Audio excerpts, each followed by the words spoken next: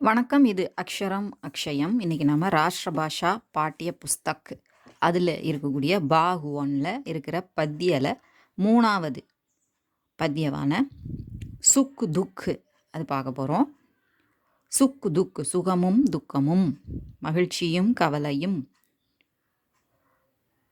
So இதை எழுதினவங்க சுமித்ரானந்தன் பந்த் அப்படிங்கிறவங்க. முதல்ல நம்ம இந்த போயம் பேராகிராஃபை பார்ப்போம், அதுக்கப்புறம் நம்ம சாராஞ்சு பார்க்கலாம். मैं नहीं चाहता चिर सुख, मैं नहीं चाहता चिर दुख, सुख दुख की खेल मिचौनी கோலே ஜீவன் अपना मुख. போயட் சொல்கிறாரு, அந்த கவிஞர் சொல்கிறாரு, மே நஹி சாகத்தா சிர் சுக். சிர் அப்படின்னா நீண்ட தொடர்ந்து இருக்கக்கூடிய ரொம்ப நாளாக இருக்கக்கூடிய சுகமும் எனக்கு வேண்டாம். மேனகி சாகத்தா சிர் துக்கு, தொடர்ந்து இருக்கக்கூடிய நீண்ட காலமாக இருக்கக்கூடிய துக்கமும் எனக்கு தேவையில்லை. சுக்கு துக்குக்கு கேல் மிச்சௌனி கோலே ஜீவன் அப்னா முக். அந்த சுகம் துக்கம் அப்படிங்கிறது மாறி மாறி ஒரு கண்ணாமூச்சி விளையாட்டு போல், கண்ணை மூடுதல் திறத்தல் அந்த மாதிரியான கண்ணாமூச்சி விளையாட்டு போல் இருக்கட்டும். கோலே ஜீவன் அப்னா முக், ஜீவன் கோலே அப்னா முக். முதல்ல அது துக்கமாக இருந்ததுன்னா அந்த மூடி இருந்த அந்த முகத்தை திறந்து, முக் அப்படின்னா முகத்தை திறந்து எப்படி சந்தோஷமாக சிரிப்பாங்களோ அந்த மாதிரி அந்த சுகமும் வரட்டும். ஸோ கண்ணாம்பூச்சி போல், கண்ணாம்பூச்சி விளையாட்டு போல் மூடவும் திறக்கவும், அதாவது சுகமும் துக்கமும் மாறி மாறி வரட்டும். விளையாடும்போது கூட கண்ணை மூடி இருக்கும்போது அப்படியே அழுகிற மாதிரி காமிப்போம், அப்புறம் திடீர்னு திறந்து சிரிக்கிற மாதிரி விளையாடுவோம் குழந்தைங்க கிட்ட இல்லையா? அது மாதிரி சொல்கிறாங்க. सुख दुख के मधुर मिलन से यह जीवन हो परिपूर्ण, फिर घन में ओझल हो शशि, फिर शशि से ओझल हो घन அப்படிங்கிற என்ன சொல்ல வராங்க? சுக்கு துக்குக்கே மதுர் மிலன் சே, இனிய சேர்க்கையினால், சுகம் துக்கம் அப்படிங்கிற இந்த ரெண்டு விஷயமும் சேரக்கூடிய இனிமையான மிலன் சேர்க்கையினால், யஹ் ஜீவன் ஹோ பரிபூர்ண, யஹ் ஜீவன் பரிபூர்ண ஹோ அப்படிங்கிறாங்க. பரிபூரணமாக முழுமையாகட்டும் இந்த வாழ்க்கை. சுகம் துக்கம் அப்படிங்கிற ரெண்டும் ரொம்ப இனிமையான சரியான கலவையில் கலந்து என்ன ஆகட்டும், முழுமையாகட்டும். பிற கனுமே ஓஜல் ஹோ சசி. கனு அப்படிங்கிறது இந்த இடத்துல மேகத்தை குறிக்குது. சசின்னா நிலா. எப்படி நிலா மேகத்தில் மறையுது, அதுக்கப்புறம் மேகம் அதை விட்டு விலகி போகும்போது என்ன ஆகுது, அந்த வெளிச்சம் வருது இல்லையா? பிற கனுமே ஓஜல் ஹோ சசி, அந்த மேகத்தில் அந்த நிலவு மறையட்டும்.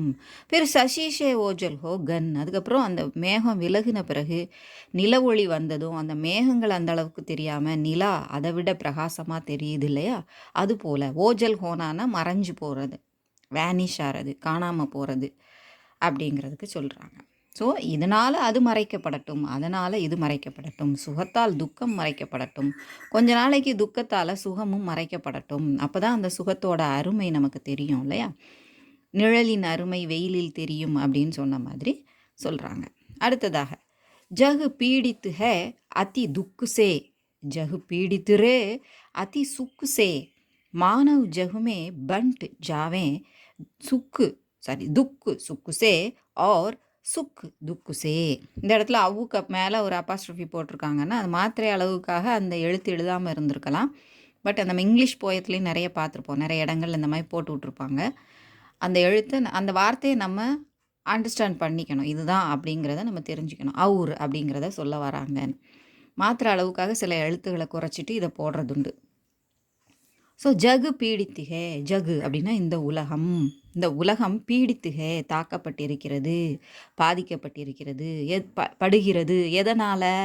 அதி துக்குசே, அதிகமான, அத்தின மிகவும், அதிகப்படியான துக்கத்தினால் இந்த உலகம் பாதிக்கப்படுகிறது.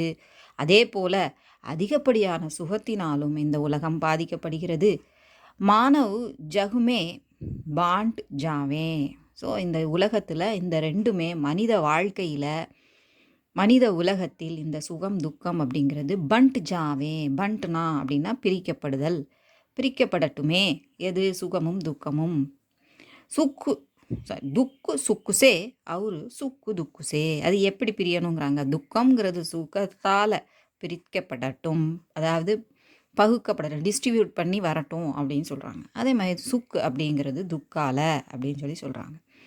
அவிரத்து துக்குஹே உத்பீடன், அவிரத்து சுக்குபி உத்பீடன். சொன்ன வார்த்தையே தான், சொன்ன ஒரு விஷயத்தையே தான் கொஞ்சம் கொஞ்சம் வேறு வேறு வார்த்தைகளை போட்டு சொல்லியிருக்கிறாங்க. விரத்து, விராம் அப்படின்னா ஒரு பிரேக் எடுத்துக்கிறது, இடைவேளை. ஸோ அவிரத்து இடைவேளை இல்லாத, இடையில்லாத அப்படின்னு நம்ம தமிழில் சொல்லுவோம்ல, இடையில்லாத துக்கமும் உத்பீடன் நமக்கு பீடா சிரமத்தை கஷ்டத்தை தரக்கூடியது தான். அவிரத் சுக்குபி இடைவிடாத சுகமும் கூட நமக்கு ஒரு போரிங்காக ஆயிரும், அதுவும் ஒரு மாதிரியான உத்பீடன், அதுவும் வேதனையை தரக்கூடியதாக இருக்கும் அப்படிங்கிறாங்க. வாழ்க்கையில் ஒரு இன்ட்ரெஸ்ட் இல்லாமல் தான் போகும். துக்கு சுக்குகி நிஷா திவாமே சோதா ஜகுதா ஜகு ஜீவன். சுகம் துக்கம் அப்படிங்கிற நிஷா அப்படின்னா மாலை நேரம், திவா அப்படின்னா பகல் நேரம். ஸோ துக்கத்தை இரவு நேரத்துக்கும், அது இருண்டு போய் இருக்கிறதுக்கும், சுகத்துக்கு திவா பிரகாசமாக இருக்கிறதுக்கும், திவான திவஸ் அதாவது நாள், தினம், டே அப்படிங்கிற அந்த பகல் அதை குறிக்குது. ஸோ அதே போல் மனுஷன் எப்படி தூங்கியும் விழித்தும் எழுகிறானோ, இரவில் தூங்கி பகலில் விழித்து எழுகிறானோ, அதே போல் சுகமும் துக்கமும் இந்த உலக வாழ்க்கையில் ஜகு ஜீவன் மாறி மாறி வரட்டும் அப்படிங்கிறாங்க. அடுத்ததாக எகு சாஞ்ச் உஷா கர் ஆங்கன் ஆலிங்கன் விறகு மிலனுக்கா சிறு ஹாஸ் அஸ்ருமய ஆனன் ரே இஸ் மானவ் ஜீவனுக்கா. எகு சாஞ்சு உஷா, சாஞ்சு சாயங்காலம் மாலை நேரம், அப்புறம் உஷா காலை நேரம் அதாவது சூரியன் உதிக்கும் நேரம், கா ஆங்கன் இது ரெண்டும் சேரக்கூடிய, அந்த மாலை நேரமும் பகல் நேரமும் சேரக்கூடிய ஆங்கன் அப்படின்னா அந்த முற்றம், அந்த பகுதி, அது எப்படி இருக்கான் அந்த சாயங்கால நேரம், இரண்டும் கலக்கக்கூடிய அந்த நேரம் எவ்வளவு அழகாக இருக்குது.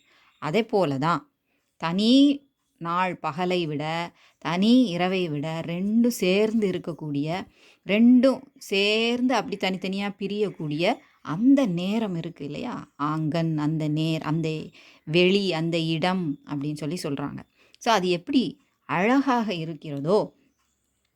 ஆலிங்கன் விறகு மிளகா, ஆலிங்கன் எப்படி விறகு அப்படின்னா பிரிவு, பிரிந்து மீண்டும் கூடும்போது இருக்கக்கூடிய அந்த தழுவி கொள்ளும்போது இருக்கக்கூடிய ஒரு ஆனந்தம் இருக்கிறதே, அதுபோல சிர்ஹாஸ் அஸ்ருமய ஆனந்த், தொடர்ச்சியாக சிரிப்பும் கண்ணீரும் மாறி மாறி எப்படி வருதோ, ரெண்டும் கலந்து வந்தாதான் அது இந்த வாழ்க்கையை என்ன ஆக்கும், அர்த்தம் உள்ளதாக ஆக்கும், பொருள் உள்ளதாக ஆக்கும் அப்படின்னு இதில் சொல்லி முடிக்கிறாங்க. இப்போ நம்ம அபியாஸ் நிம்ன பத்யான்ஷ் கா பாவ் ஸ்பஷ்ட் கீஜியே அது பார்க்க போகிறோம். கீழ்கண்ட பத்திய அன்ஷு அந்த செய்யுளின் ஒரு பகுதியின் விளக்கத்தை நம்ம, அதாவது பாவ் அதனுடைய பொருளை ஸ்பஷ்ட் கீஜியே விளக்குங்கள், தெளிவாக்குங்கள் அப்படின்னு சொல்லியிருக்காங்க. ஸோ எந்த பேரா இதில் கொடுத்துருக்கு, மூணாவதாக வந்திருக்கக்கூடிய பேரா. ஜகு பீடித்துஹே அதி துக்குசே ஜகு பீடித்துரே அதி சுக்குசே மானவ் ஜகுமே பண்ட் ஜாவே துக்கு சுக்குசே और சுக்கு துக்குசே. ஸோ இந்த பகுதிக்கானதை நம்ம இதில் பார்க்குறோம். இதில் முதல்ல கவி ஒரு கவிதா அப்படிங்கிற கொடுத்துருக்காங்க. கவி யார், அந்த கவிதையோட பேர் என்ன அப்படிங்கிறதையும் நம்ம இதில் சொல்லணும் இல்லையா. இஸ் கவிதா கே கவி சுமித்ரானந்தன் பந்த் ஹேன், அது நம்ம ஆரம்பத்திலே பார்த்தோம், சுமித்ரானந்தன் பந்த். आपका जन्म हिमालय के पास अल्मोड़ा में सन 1900 में हुआ. 1990 அவர் ஹிமாலயக்கு பக்கத்தில் இருக்கக்கூடிய அல்மோடாவில் பிறந்தார். பட் இந்த வாக்கியம் எப்படி இருக்குது, அவருடைய பிறப்பு இந்த இடத்துல நிகழ்ந்தது அப்படின்னு சொல்லியிருக்கு. கவீந்திர ரவீந்திர கே சாத் रहने से उनको நவீன் பிரேரணா மிலி. கவீந்திர கவிகளுக்கெல்லாம் இந்திரனான தலைவரான ரவீந்திரநாத் தாகூர் இருக்கார்ல, அவர் கூடவே இருந்ததுனால அவருக்கு நவீன் பிரேரணா, ஒரு புது உற்சாகம் அவருக்கு கிடைத்தது, ஒரு தூண்டுதல் கிடைச்சது அப்படின்னு சொல்கிறாங்க. ஒரு இன்ஸ்பிரேஷன் கிடைச்சிது, ஒரு புது இன்ஸ்பிரேஷன் அவர் மூலமாக கிடைச்சிது அப்படின்னு சொல்கிறாங்க. आप महात्मा गांधी से भी பிரேரித்து हुए. ஸோ அவராலும் கூட அவர் இம் இம்ப்ரெஷன் அதாவது இன்ஸ்பிரேஷன் அடைந்தார் அப்படின்னு சொல்கிறாங்க. इस कविता में कवि संदेश देते हैं कि जीवन में सुख और दुख दोनों का मिश्रण रहना है. இந்த கவிதையில் அவர் நமக்கு என்ன சந்தேஷம் சொல்கிறாரு, என்ன மெசேஜ் சொல்கிறாரு, வாழ்க்கையில் சுகமும் துக்கம் அப்படிங்கிற இந்த இரண்டும் மிஸ்ரன் ரகனாக கா மிஸ்ரன் இவை இரண்டின் கலவை இருக்க வேண்டும் அப்படின்னு சொல்கிறார். दोनों के रहने से ही जीवन परिपूर्ण बनता है. இரண்டுமே இருக்கிறதுனால தான் இந்த வாழ்க்கை பரிபூரணமாக முழுமையாக ஆகிறது அப்படின்னு சொல்கிறாங்க. आप सन 1977 में स्वर्ग सिधारे. ஸோ 1977 அவர் ஸ்வர்க்கம் அடைந்தார், இயற்கை எய்தினார். भाव इस कविता में कवि कहते हैं कि मानव जीवन में सुख और दुख का मिश्रण होना चाहिए. இதே லைன் தான் அங்கேயும் சொல்லியிருந்தாங்க இல்லையா. ஸோ மனித வாழ்க்கையில் சுகமும் துக்கமும் துக்கத்தின் கலவை இருக்க வேண்டும். சம்சாரமே சதா சுக்குபி ரகனா நகி ஹை அவர் சதா துக்குபி நகி ரகனா ஹை. இந்த உலகத்தில் எப்போவுமே சுகமே இருக்கிறதும் நல்லதில்லை, இருக்கவும் கூடாது. சதா எப்பொழுதும் दुखमू इருந்து கொண்டே இருக்கக்கூடாது. मनुष्य के जीवन में सुख और दुख दोनों का समान अंश होना जरूरी है அப்படின்னு சொல்கிறாங்க. ஸோ மனித வாழ்க்கையில் சுகம் துக்கம் இரண்டும் சமமான அங்கமாக இருக்க வேண்டும், அளவில் இருக்கணும் அப்படின்னு சொல்கிறாங்க. இருக்க வேண்டியது அவசியம். இப்போது கவிதா கா சாராஞ்ச் சுக்கு துக்கு கவிதா கா சாராஞ்ச் लिखिए. இதுலேயும் கவி பரிச்சய அதே कवि परिचय தான், அதனால் நம்ம நேர சாராஞ்சுக்கு போவோம். इस कविता में कवि पंत कहते हैं जीवन में सुख और दुख दोनों का मिश्रण होना चाहिए. இதே லைன் தான் அங்கேயும் இருந்தது, அதை அப்படியே எழுதிக்கலாம். मुझे सदा के लिए सुख नहीं चाहिए, सदा के लिए दुख भी नहीं चाहिए. அது எனக்கு அப்படின்னு அவர் சொல்லியிருந்தார் இல்லையா. எனக்கு எப்பொழுதும் சுகம் தேவையில்லை, எப்பொழுதும் துக்கமும் தேவையில்லை. सुख और दुख के आंख मिचौनी खेल ही जीवन को आनंदमय बनाता है. சுகம் துக்கம் அப்படிங்கிற அந்த கண்ணாமூச்சி விளையாட்டு தான் இந்த வாழ்க்கையை ஆனந்தம் நிறைந்ததாக மகிழ்ச்சி நிறைந்ததாக ஆக்குகிறது. சுக் और दुख का मिलन मधुर होना चाहिए. சுகமும் துக்கமும் சேர்ந்து இருக்கிறது எப்படி இருக்கணும், இனிமையானதாக இருக்க வேண்டும். தபி ஜீவன் பரிபூர்ண होता है, அப்போ தான் வாழ்க்கை முழுமை அடைகிறது. जिस प्रकार मेघ में ओझल होकर बाहर निकलने वाला चांद अधिक सुंदर दिखता है. எப்படி மேகத்தில் மறைஞ்சிட்டு அதுக்கப்புறமா வெளிப்படும்போது இன்னும் அழகாக நமக்கு தெரியுதோ, அதிக் சுந்தர் மிகவும் அதிக அழகுடன் தெரியுதோ நமக்கு. और चांदनी के उजाले में छिपकर निकलने वाला मेघ अधिक आकर्षक होता है. ஸோ அந்த வெளிச்சத்தில் மறைஞ்சி திரும்ப வெளிப்படக்கூடிய மேகமும் அதே போல தான் தோன்றுகிறது, கவர்ச்சிகரமாக அமைகிறது அப்படின்னு சொல்கிறார்.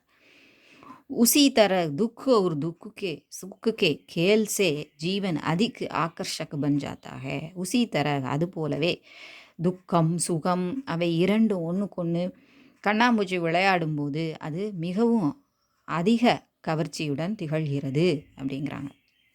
பன் சக்தா ஹே கவர்ச்சி உடையதாக ஆகிறது, ஆக இயலும், ஆக முடியும், ஆகலாம். ஹே பகவான் यह संसार अधिक दुख से भी पीड़ित न हो. இந்த உலகம் அதிக துக்கத்தினாலும் பாதிக்கப்பட வேண்டாம். अधिक सुख के कारण ஆலசிப்பன் கி பீடா கா ஷிகார் ந ஹோ. அதிக சுகம் ரொம்ப சௌரியமாக இருந்தால் சோம்பேறித்தனம் அப்படிங்கிற அதுவும் ஒரு நோயாயிரும், அதுவும் ஒரு பீடா வேதனை ஆயிரும். அதுக்கு பலியாகவும் ஆக வேண்டாம். ஷிகார் ந ஹோ அப்படின்னா அதுக்கு இரையாகவும் ஆக வேண்டாம். ஸோ துக்கப்பட்டாலும் கஷ்டம்தான், ரொம்ப சுகமாக இருந்தாலும் சோம்பேறித்தனம் அதுவும் கஷ்டம்தான் அப்படின்னு அவர் சொல்கிறார். ஜீவன் மே சுக் और दुख सही अनुपात में बंट जाना चाहिए. ஸோ அதான் சரியான அளவில் என்ன செய்யணும், ரேஷியோவில் விகிதத்தில் என்ன செய்யணும், அனுபாத் அப்படின்னு சொல்கிறது என்னது, ரேஷியோவில் பண்ட் ஜானா சாகியே பிரிக்கப்பட வேண்டும். सांसारिक जीवन में अविरत दुख या सुख दोनों दर्द देते हैं. இந்த சான்சாரிக் ஜீவன் இந்த உலக வாழ்க்கையில் அவிரத் துக் நில்லாமல் தொடர்ந்து இருக்கக்கூடிய அந்த துக்கமோ அல்லது சுகமோ இரண்டுமே நமக்கு தர்து வேதனையை தரக்கூடியது தான். जिस तरह दिन और रात बदल बदल कर आते हैं उसी प्रकार सुख और दुख जीवन में आना चाहिए. எவ்வாறு இரவும் பகலும் மாறி மாறி வருகின்றனவோ அதே போல சுகமும் துக்கமும் வாழ்க்கையில் வர வேண்டும், மாறி மாறி வர வேண்டும். இன்में जीवन सोकर उठकर विभिन्न अनुभव प्राप्त करें. ஸோ இதில் சுகம் துக்கம் அப்படிங்கிற மாறி மாறி வரும்போது துக்கத்தில் தூங்கியும் சுகத்தில் எழுந்தும் நல்லா ஃப்ரெஷ்ஷாக வந்தும் விபின்ன அனுபவ் பல்வேறு அனுபவங்களை பிராப்த் கரேன் பெறட்டும். உஷா और सायंकाल का मिलन अत्यंत सुंदर रहता है. உஷா அப்படின்னா அதிகாலை, சாயங்கால் அப்படிங்கிறது மாலை, நிஷா அப்படின்னாலும் சாயங்கால் தான். ஸோ உஷாக்கு ஆப்போசிட் நிஷா, ஸோ மறையக்கூடியது. ஸோ இந்த ரெண்டும் கான சேர்க்கை மிலன் கலவை எப்படி இருக்கணும்? அத்தியந்த சுந்தரதாக மிக மிகவும் அழகாக இருக்கிறது. விரகு ஒரு மிலன் ஜீவன்கோ ஆகர்ஷக் பனாதாக பிரிவும் சேர்தலும் இணைதலும் பிரிதலும் இணைதலும் மாறி மாறி நடக்கும்போது தான் அது இந்த வாழ்க்கையை கொஞ்சம் கவர்ச்சிகரமாக ஆக்கும், இல்லைன்னா அதுவும் போரிங் ஆகி போயிடும். हर्ष और आंसू के मिश्रण जीवन को सार्थक बनाते हैं. ஹர்ஷ் மகிழ்ச்சி, இன்னொன்று கண்ணீர், இந்த இரண்டும் கலந்து சரியான விகிதத்தில் கலந்து இருக்கும்போது தான் அந்த ஜீவன் கோ சார்த்தக் பனாத்தே ஹே. இவை இரண்டும் என்ன செய்யும்? இந்த வாழ்க்கையை சார்த்தக் பொருள் உள்ளதாக, ச அர்த்தக் அப்படின்னா பொருள் உள்ளதாக, பனாத்தே ஹே ஆக்குகின்றன. इसी तरह सुख और दुख का मिश्रण मानव को परिपूर्ण बनाता है. இவ்வாறு சுகமும் துக்கமும் சேர்ந்து இருக்கக்கூடிய அந்த கலவை மனிதனை முழுமையாக ஆக்குகிறது, முழுமையானவனாக ஆக்குகிறது. இது உங்களுக்கு உபயோகமாக இருந்திருக்கும்னு நினைக்கிறேன். பிடிச்சிருந்தா லைக் பண்ணுங்கள், ஷேர் பண்ணுங்கள், சப்ஸ்கிரைப் பண்ணுங்கள். சப்ஸ்கிரைப் பண்ண எல்லாருக்கும் நன்றி. நன்றி, வணக்கம், தன்யவாத்.